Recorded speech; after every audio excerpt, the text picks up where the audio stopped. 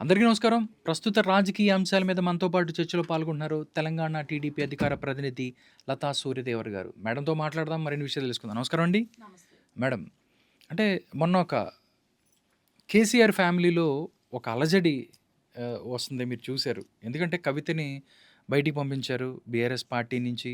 ఆవిడ కూడా ఎమ్మెల్సీ స్థానానికి రిజైన్ చేశారు. ఆవిడిప్పుడు స్వతంత్రంగా బయట ఉన్న పరిస్థితి. అంటే మళ్ళీ ప్యాచప్ కోసం కేసీఆర్ గారు మళ్ళీ ప్రయత్నిస్తున్నారా అంటే అవును అనిపిస్తున్నారు.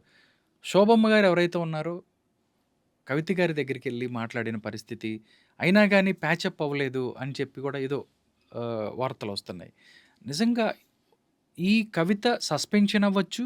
దానికి సంబంధించి ఆ ఫ్యామిలీలో ఉన్న ఈ యొక్క ఏర్పడిన అగాధాన్ని ఎలా చూస్తారు మేడం మీరు? అది ఏంటంటే నాకనిపిస్తుంది. నాకే గాదు చాలామంది కూడా ఆలోచన విధానం ఎలా ఉందంటే, కేసీఆర్ గారు ఒక నియంతలాగుండి చాలామంది తెలంగాణలో ఉన్న పోరాటం చేసిన వాళ్ళెవరైతే ఉన్నారో, వాళ్ళందరూ ఉసురు తగిలింది కేసీఆర్ గారికి అనేదైతే గట్టిగా నమ్ముతున్నారు. హ్మ్. ఎందుకంటే 10 సంవత్సరాలు ఒక నియంతలాగా పరిపాలించాడు. హ్మ్. నేనేం చేస్తే అదే. నేనెలా పరిపాలిస్తే అదే. నోరెత్తకూడదు, నోరెత్తి మాట్లాడకూడదు. దేనికోసమైతే తెలంగాణ కావాలి, తెలంగాణను సాధించుకున్నారో ప్రజలు, అది ఎక్కడ ఫుల్‌ఫిల్ అయింది? హ్మ్. ఎక్కడ ఫుల్‌ఫిల్ అవ్వలా. హ్మ్. నోరెత్తకుండా మళ్ళా బానిసత్వ బతుకులకు తీసుకొచ్చాడు. ఎందుకంటే ఎవరైనా నోరెత్తి ప్రశ్నిస్తే మళ్ళా వాళ్ళతో ఇది. ఏదైతే ఆంధ్ర వాళ్ళు అని చెప్పేసి హ్మ్. ముద్రలేసారో వాళ్ళకే కాంట్రాక్ట్‌లు ఇచ్చాడు. హుహు. వాళ్ళతోనే వర్కులు చేసుకున్నాడు. వాళ్ళతోనే మెగా కృష్ణారెడ్డికే వ్యాపారాలు. మెగా కృష్ణారెడ్డికే కాళేశ్వరం ఇచ్చాడు. ఆ!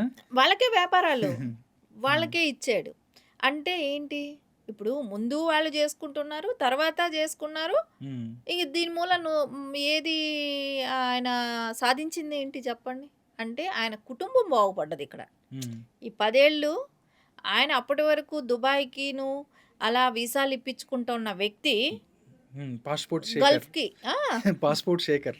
అంతే గల్ఫ్ కంట్రీస్‌కి వీసాలు ఇప్పించుకుంటున్న వ్యక్తి ఈవేళ లక్షల కోట్లకు అధిపతి. వందల అదే. ఎకరాల ఫామ్ హౌస్‌లు, హ్మ్. విదేశాలలో పెట్టుబడి, హ్మ్. విదేశాల్లో ఉన్న కొడుకు, కూతుర్ని రప్పించేసుకొని దోచుకోవటానికి ఒక పక్కా ప్రణాళిక. సో, మొత్తం కుటుంబ సభ్యులు హరీష్ రావు గారు కావచ్చు, హ్మ్. సంతోష్ గారు కావచ్చు, ఇంక వీళ్ళందరూ కూడా ఆహ్, ఒక డైరెక్ట్ కవిత కోటరీలాగా చెప్పింది గదా! కవితే చెప్పింది గదా! 100,00,00,000 చీఫ్ ఇంజినీర్లు కాళేశ్వరంకి సంబంధించిన ఇంజినీర్ల దగ్గర 100,00,00,000 ఆహ్, బ దొరికాయంటే హరీష్ రావు ఎంత తినుంటాడు అని జెప్పి ఆవిడ మాట్లాడిన పరిస్థితి. అదే ఒకటే విషయం. హ్మ్. ఇక్కడ అనిపించేదేంటి? ఎప్పటికైనా దొంగలనే వ్యక్తులు హ్మ్. బయటొస్తారు. హ్మ్. ఎప్పటికైనా అది తెలుస్తది. తెలిసిపోతది. హ్మ్. నిజం అనేది ఎక్కువ రోజులు అదే అంటారు గదా! నిప్పుని కప్పెట్టలేరని. హ్మ్. అవును. నిజం నిప్పు లాంటిది. సో, ఎప్పుడైనా అది బ్లాస్ట్ అవుతది. ఎప్పుడైనా మంటలే. హ్మ్. అదే మంటలు, అదే ఉచ్చులో ఈ రోజున కేసీఆర్ కుటుంబం అల్లాడుతుంది. హ్మ్. సో, దానిలో ఆ సెగ తగులుతుంది. సెగ ఖచ్చితంగా హ్మ్. తగులుతది. దానిలోనే వాళ్ళు ఇప్పుడు అదేమైనా ఒక తెలుగుదేశం పార్టీయా? ఇలాంటి ఒడిదుడుకులొస్తే పడినా లేసి నిలబడగలిగే సత్తా ఉన్న పార్టీయా బీఆర్ఎస్ ఏమన్నా? ఒక్కసారి అధికారం పోతే విలవల్లాడిపోతున్నారు. విలవిల్లాడిపోతున్నారు. ఒక్కసారి అధికారం ఒక్కసారి లేకపోతే. అధికారం పోయి కూడా ఇప్పటికి ఎంత 2 ఏళ్ళు అవుతుంది. హ్మ్. 2 ఏళ్లకే వాళ్ళ తెలుగుదేశం పార్టీ చాలా సార్లు ఇలాంటి చాలా సార్లు సంక్షోభాలు చాలా ఎదుర్కొంది కదా! సంక్షోభాలు ఎదుర్కొంది. హ్మ్. సో, పార్టీ పెట్టిన దగ్గర నుంచి స్టిల్ ఈ రోజు వరకు కూడా సంక్షోభాలు ఎదుర్కొంటూనే వస్తుంది. హ్మ్. వచ్చినా నిలబడుతుంది. అది అది అలాంటిది కాదు గదా! ఇక్కడేంటంటే ట్రూగా ఎవరైనా సరే కార్యకర్త దగ్గర నుంచి కూడా ఏది ఆశించకుండా నాయకులు కూడా పనిచేసిన వాళ్ళు. హ్మ్. అంటే మెయిన్ లీడర్ ఉన్న వ్యక్తి. ఇప్పుడు నారా చంద్రబాబు నాయుడు గారు కావచ్చు, గతంలో ఎన్టీఆర్ గారు కావచ్చు. హ్మ్. ఏంటంటే వాళ్ళు ప్రతి ఒక్కళ్ళ కోసం పనిచేశారు. ప్రజల కోసం పనిచేశారు. హ్మ్. సో, ఎవరికి ఏ కంఫర్ట్‌గా చూసుకోవాలో అలా చూసుకున్నారు. ప్రజలకు కూడా ఏది ఎప్పుడు ఏం చేయాలనేది వాళ్ళు ఆలోచించారు. ఇక్కడ అట్లా కాదు. సో, హ్మ్. ఆయన కోసం నిలబడే వాళ్ళు లేరు. ఇప్పుడు ఈ రోజున కుటుంబ సభ్యులే కార్యకర్ నిలబడే పరిస్థితి లేదు. కార్యకర్తల బలం అలాగే ఉంది. దాంతో పాటు ఏదన్నా వచ్చినప్పుడు చంద్రబాబు నాయుడు గారు అరెస్ట్ అప్పుడు కూడా చాలా అందరూ కూడా బ కు కుటుంబ సభ్యులంతా బలంగా నిలబడ్డారు కదా! కుటుంబ సభ్యులు నిలబడ్డారు. హ్మ్. యావత్ ప్రపంచం ప్రపంచవ్యాప్తంగా ఉన్న తెలుగు వాళ్ళందరూ అందరూ నిలబడ్డారు. స్పందించారు. హ్మ్. మన ఇండియాలో చూసుకున్న అన్ని రాష్ట్రాల్లో స్పందించారు. అలాంటి ఇది ఇక్కడ లేదు. ఎక్కడ లేదు. హ్మ్. కేసీఆర్ గారు వాపుని చూసి బలుపనుకున్నారు. హుహుహు. అది వాపని తెలుసుకోవటానికి ఇప్పటి వరకు పట్టింది టైం హ్మ్. ఆయనకి. హ్మ్. సో, హ్మ్. ఆ వాపనేది ఇంకా బలుపుగా ఎప్పటికి అవ్వదనేది కూడా ఆయన తెలుసుకునేసాడు. హ్మ్. హ్మ్. సో, ఈ రోజున కవిత గారనే వాళ్ళు బయట రావటమే కానివ్వండి, ఆవిడ అరెస్ట్ అయినప్పుడు అంటే కుటుంబ పరంగా ఎలాంటి సపోర్ట్ లేదు. హ్మ్. అంటే ఒక విధంగా చూసుకుంటే ఏదో లాయర్‌లు పెట్టొచ్చు. హ్మ్. ఎళ్లి కొ జైలు దగ్గరికెళ్లి కలుస్తూ ఉండొచ్చు. కనీసం కేసీఆర్ గారు ఏ రోజు ఏ ఎళ్ళలేదు. రోజే లేదు. అంటే మరి కవిత చేసిన లిక్కర్ స్కామ్‌కి సంబంధించి బీఆర్ఎస్ పార్టీకి కూడా అంటే సంబంధం నాకు లేదనుకున్నారు. నాకు నాకొకటి అనిపిస్తుంది మేడం. జగన్మోహన్ రెడ్డి గారు, కేసీఆర్ గారు ఎవరైతే ఉన్నారో వాళ్ళు ఈళ్ళందరూ కూడా కుటుంబానికి, పార్టీకి ఏదైనా జరుగుతుందంటే కుటుంబ సభ్యుల్ని కూడా పక్కన వదిలేస్తారు. పక్కన పెట్టేస్తారు. పెడతారు. వాళ్ళనేమన్నా బలి పశువుల్ని బలి చేస్తారు. పశువులు చేస్తారు. వాళ్ళెంతనకైనా వాళ్ళు అట్లాగుంటారు. అది ఖచ్చితంగా మనం ఇద్దరు అంటే చూసాం. అక్కడ ఇద్దరిది అక్కడ ఆలోచన షర్మిల, ఇక్కడ కవిత. ఎలా చూస్తారు 2 కంపారిజన్స్? ఖచ్చితంగా అవసరానికి వాడుకున్నారు. హ్మ్. ఇప్పుడు అలా అనుకుంటే లిక్కర్ స్కామ్ చేశారు కవిత గారు. మేబీ అనుకుందాం చేశారు. చేసినప్పుడు కాళేశ్వరం స్కామ్ ఇంకెంత పెద్దది? అవునవును. లిక్కర్ స్కామ్ చేస్తే తప్పయినప్పుడు కాళేశ్వరం చేస్తే తప్పు కాళేశ్వరం కదా! తప్పు కదా! ఆ!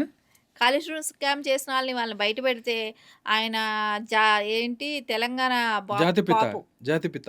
బాపు. ఆ! తెలంగాణ బాపు. ఆయన మీద ఇలాంటి తెలంగాణ కోసం ఆయన ప్రాణత్యాగం చేయబోయారంట. ఇలాంటివన్నీ చెప్తే ప్రజల్ని ఇంకా కల్లబుల్లి మాటలు చెప్తే నమ్మేదానికి సిద్ధంగా లేరు. ఈవేళ అది నమ్మారు. దాని టర్మ్ అయిపోయింది.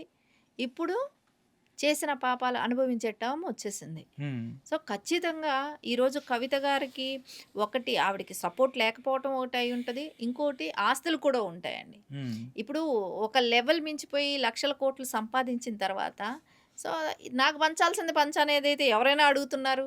హ్మ్. అంతే గదా! ఇప్పుడు ఆళ్ళది కూడా ఇప్పుడు అదే షర్మిల ప్రాబ్లమ్ గదా! గారిది ఎలా అయిందో, అదేలాగా కవిత గారు గూడా అడుగుతారు గదా! సో, పంచాల్సినొచ్చినప్పుడు టైము పంచాలి గదా! హ్మ్. పంచుండరు. అది గూడా గాకుండా ఆవిడకొక ఎమ్మెల్సీ ఇచ్చి అదే తను కూడా అదే జెప్తుంది. నన్ను కావాలనే వాంటెడ్‌లీ ఓడగొట్టారనే జెప్పారు. హ్మ్. కాళేశ్వరంలో ఈవేళ చూస్తే దాన్ని దోచుకున్నది ఎవరు? హరీష్ రావు గారు. దానికెళ్ళాల్సిన షేర్ ఎళ్ళింది కేసీఆర్ గారికే గదా! హ్మ్. సో, ఇవన్నీ చక్కబెట్టింది కేటీఆర్ గారు గదా! ఇక్కడ ముగ్గురు నిందితులు కనపడుతున్నారా? కవితను ఒకటి మటుకు లిక్కర్‌లో బలి చేశారా? హ్మ్. సరే బలి చేయలేదు కానివ్వండి, అక్కడ స్కామ్ చేశారు కవిత గారు. హ్మ్. సరే చేసిన దానికి ఆవిడకి పడ్డది. అక్కడ 100,00,00,000 అయితే ఇక్కడ వేల కోట్లు, లక్షల కోట్లు అవును. తిన్నారే! అవును. ఆ! అసలు ఏ రకంగా అంటే దోచుకున్నారు? ఈళ్ళు చేస్తే తప్పు, ఆమె ఆమె చేస్తే తప్పు, ఈళ్ళు చేస్తే తప్పు కాదు అనేది భావన. వీళ్ళు ప్రజల్లో కూడా ఏం తీసుకెళ్లారంటే వీళ్ళు సపోర్ట్ చేయకపోబట్టి ఎలా అయిందంటే కవిత తప్పు చేసింది అనేది ప్రజల్లో ప్రూవ్ అయిపోయినట్టే చేశారు. హ్మ్. కవిత గారు స్కామ్ చేశారు హ్మ్. అనేది వాళ్ళే ప్రూవ్ చేసినట్టే అయింది. అవును. వాళ్ళెవరు పట్టించుకోలేదు. బీఆర్ఎస్ నాయకులు ఎవరు ఒక స్టేట్మెంట్ ఇచ్చేవాళ్ళు కాదు. సో, ఈ ఈ రోజున కవిత గారు గతంలో మనం చూస్తే వాళ్ళు అధికారంలో ఉన్నప్పుడే కానివ్వండి, ఎప్పుడూ కూడా ప్రెస్ మీట్లు కూడా పెట్టేవాళ్ళు కాదు. మీరు ఈ రోజున చూడండి వాళ్ళు ప్రెస్ మీట్లు పెడుతున్నారు కదా! హ్మ్. ప్రతిదానికి ఆవిడొచ్చి ప్రెస్ మీట్ పెడుతుంది. ఆవిడే చెప్తుంది. హ్మ్. "అరే! మాట్లాడే స్వేచ్ఛే ఉండేది కాదు. ఇప్పుడు నాకు మాట్లాడే స్వేచ్ఛొచ్చిందని" అంటుంది. అవును. అంటే ఎక్కడా కూడా కేసీఆర్ గారి అహంభావంకి హ్మ్. ఈ రోజున సరైన హ్మ్. జవాబు అంటే ఎప్పుడు కూడా ఏమి కూడా అనిపిస్తది కదా! Time taking. హ్మ్. నేచర్ ఎప్పుడూ డిసైడ్ చేస్తది. అవును. అది డిసైడ్ టైమొస్తది. చేసేసింది. హ్మ్. డిసైడ్ చేసేసింది. ఎలాగో ఈ రోజున బీఆర్ఎస్ ఒక్కసారి పడిపోతే లేసి నిలబడే సత్తా ఉన్న పార్టీ కాదు. హ్మ్. సో, అది ఏ రోజైతే బీఆర్ఎస్ అని మార్చాడో, టీఆర్ఎస్ అనే దానికి భూస్థాపితం టీఆర్ఎస్ చేశారో, తర్వాత దాని ప్రభావం తగ్గిపోయిందంటారు. హ్మ్. ఇప్పుడు ఆయన పెట్టింది ఏమని? తెలంగాణ తెలంగాణ, రాష్ట్ర సమితి. తెలంగాణ నా గుండెకాయ అన్నాడు. హ్మ్. నీ గుండెకాయని పక్కన పడేసేసి, నీ నేను ఇష్టం. ఇండియాకంతా నేనే గుండెకాయగా ఉంటానని ఉంటానంటే అన్నప్పుడు, ప్రజలు ఆలోచిస్తారు సరే. కదా! తెలంగాణ ప్రజలు. ఇక్కడ నువ్వేం సాధిచ్చావని జెప్పేసి ఇక్కడ ఇది పక్కకు పెట్టి మళ్ళీ ఇప్పుడు భారతదేశం మొత్తం దేశ్‌కి నువ్వు నేత. దేశ్‌కి నేత. దేశ్‌కి నేత. ఆ! మళ్ళా ఈ రోజున మళ్ళా స్టార్ట్ చేశాడు. హ్మ్. ఆంధ్ర వాళ్ళు, ఆంధ్ర వాళ్ళు. మళ్ళా చంద్రబాబు నాయుడు గారి పేరు మాట్లాడతారు. హ్మ్. అసలు చంద్రబాబు నాయుడు గారి పేరు ఉచ్చరించే అర్హత కూడా లేని వ్యక్తులు వాళ్ళు. హ్మ్. ఆయన ఏ రకంగా కన్సర్న్ చెప్పండి? దీనిలో ఎక్కడైనా ఆయనకి సంబంధం ఉందా? ప్రతిదానికి ఇక్కడ తెలంగాణలో కూడా బీఆర్ఎస్ నాయకులు హ్మ్. ప్రతిదానికి నారా చంద్రబాబు నాయుడు గారి పేరు ఉచ్చరిస్తారు. అసలు ఎక్కడైనా ఆయనకి ఆ ఇది ఉందా? అంటే అంటే శోభమ్మ గారిని ఎందుకు పంపించుంటారు? అంటే యాస్ ఒక అనలిస్ట్‌గా మీరు ప్యాచప్ అంటే అమ్మ నిన్ను బహిష్కరించాము నువ్వేమనుకోవద్దని చెప్పామని పంపించారా? నాకర్థం కాలేదు. అట్లా కాదు. వీళ్ళ ఉద్దేశ్యం ఏంటంటే ఆవిడ ఒక ప్రెస్ మీట్ పెట్టినప్పుడు అంటే నాకు తెలిసి ఏదైనా పార్టీ తీసుకొచ్చి వేరే పార్టీతో వస్తే బీఆర్ఎస్ పార్టీకి ఇది నష్టం నెక్స్ట్ ఎలక్షన్స్‌లో అని ఒక భావిస్తుందా బీఆర్ఎస్ పార్టీ లేదా కేసీఆర్? ఖచ్చితంగా ఇప్పుడు కుటుంబ సభ్యులు బయటొచ్చినప్పుడు ఏదైనా ఇంటి విషయాలు, ఇంటి గుట్టు తెలిసిన వ్యక్తే కవిత గారు కదా! హ్మ్. సో, ఆ విషయాలు బయటొస్తాయి.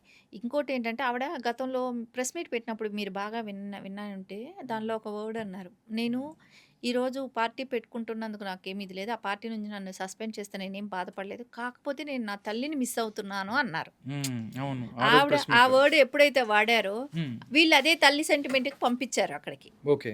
సో, తల్లి సెంటిమెంట్ వర్కౌట్ అవుతదేమో! ఆవిడ తల్లి లేదని చెప్పి ఫీల్ అవుతుంది. నేను తల్లితో మాట్లాడలేకపోతున్నానని ఫీల్ అవుతుంది కాబట్టి, హ్మ్. సో, తల్లి సెంటిమెంట్ తీసుకెళ్ళిపోతే మనం మళ్ళా ప్యాచప్ అవుతదా? హ్మ్. లేకుంటే కామ్‌గా ఉంచొచ్చా? కామ్‌గా అనుకోని ఉంచొచ్చా? ఆలోచించారు. హ్మ్. సో, అక్కడికెళ్ళిన తర్వాత ఆవిడని పంపించిన మాట నిజమే. హ్మ్. వెళ్ళిన మాట నిజమే. సో, అక్కడ ఎలాంటి కవిత గారైతే వీళ్ళు పెట్టిన కండిషన్స్‌కి ఏది ఒప్పుకోలేదు. ఒప్పుకోలేదు. హ్మ్. ఏంటంటే వీళ్ళు 6 మంత్స్ కామ్‌గా ఉండమని చెప్పారనేది ఒకటి మనకు బయటొస్తుంది. హ్మ్. ఇవి బయటొస్తున్నాయి గానీ, ఆస్తుల దగ్గర పంచుకునే దానిలో తేడాలున్నాయని ఎక్కడ చెప్పట్లేదు చెప్పట్లేదు కదా! కదా! అవును. మెయిన్ యాక్చువల్‌గా ఇష్యూ అదే. ఒకవేళ కవిత వేరే పార్టీ తీసుకొని ముందుకెళ్ళిన పరిస్థితి ఉన్నట్టయితే బీఆర్ఎస్ పార్టీకి నష్టమా? 100% నెక్స్ట్ ఎలక్షన్‌లో అవ్వచ్చు. అంటే బీఆర్ఎస్ పార్టీకి ఎందుకంటే వస్తే ఓట్లు అక్కడి నుంచి చీల్చాల్సింది ఉంటది కదా! అంతే కదా! బీఆర్ఎస్ పార్టీ యాక్చువల్లీ ఎలాగుందంటే ఇప్పుడు హ్మ్.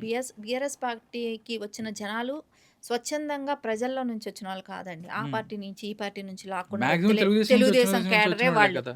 మొత్తం అదే క్యాడర్. సో, రేపు పొద్దున వాళ్ళు అదే పార్టీలో ఉంటారనేది నమ్మకం లేదు. సో, పార్టీ ఎప్పుడైతే ఈ డౌన్ అయిపోతుంది. డౌన్ ఫాల్ అయిందో హ్మ్. అప్పటినుంచి వాళ్ళ ఇది వాళ్ళు చూసుకుంటారు. హ్మ్. సో, ఖచ్చితంగా వాళ్ళు ఏ పార్టీకైనా జంప్ అయిపోతారు.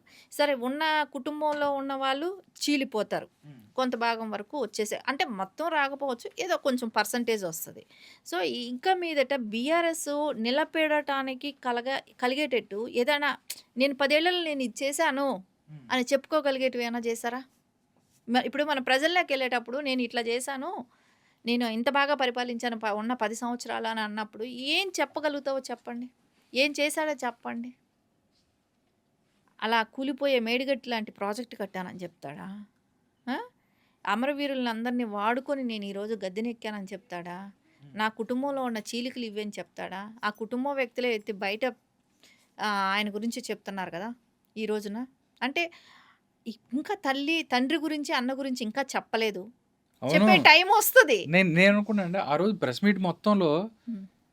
80% హరీష్ రావు, 20% సంతోష్. సంతోష్ రావు. వీళ్ళిద్దరి గురించే చెప్పింది. వీళ్ళిద్దరి గురించే. మా అన్నయ్య, మా నాన్న చాలా మంచోళ్ళు. మిగతా వాళ్ళు అందరూ వాళ్ళిద్దరే చెడ్డాళ్ళా చేశారని అదే. చెప్పి మాట్లాడిందావిడ. చెడ్డాళ్ళనే చెప్పింటాం. హ్మ్. ఇద్దరు చెడ్డాళ్ళు. మా అన్న, మా నాన్నగారు మంచివాళ్ళు అని చెప్తుంది. సరే అది ఎన్ని రోజులు చెప్తది? ఆ పాట ఎన్ని రోజులు పాడుతదో చూస్తాం గదా! కొన్ని రోజులకొచ్చిన తర్వాత ఒకప్పుడు హరీష్ రావు గారిని గూడా ఒక ఇంటర్వ్యూలోనే ఎక్కడో విన్నామండి. హ్మ్. ఆయన కూడా ఏమన్నాని చాలా హార్డ్ వర్కరు. హ్మ్. రెస్టే తీసుకోరు. చాలా బాగా కష్టపడి పని జేస్తారు. Trouble shooter. అసలు ఎంత మొన్న గొప్ప ట్రబుల్ షూటర్ అంది. మొన్న ట్రబుల్ ఈయనే షూటర్ అంది. ట్రబుల్ క్రియేట్ చేస్తాడంది నిన్న. అసలు అంటే పొగడటం వచ్చినప్పుడు ఆయన్ని కూడా నెత్తిన పెట్టుకొని మాట్లాడిన రోజులు మనం విన్నాం కూడా. రేపు కేసీఆర్ గారిది రేపు కూడా అంతే. కేసీఆర్ గారి పరిస్థితైనా అంతే, కేటీఆర్ గారి పరిస్థితైనా అంతే. హ్మ్. సో, ఈవిడ రాఖీ కడతానని, వస్తానన్నప్పుడు ఆయన స్పందించలేదనేది కూడా చెప్తున్నారు. ఓకే.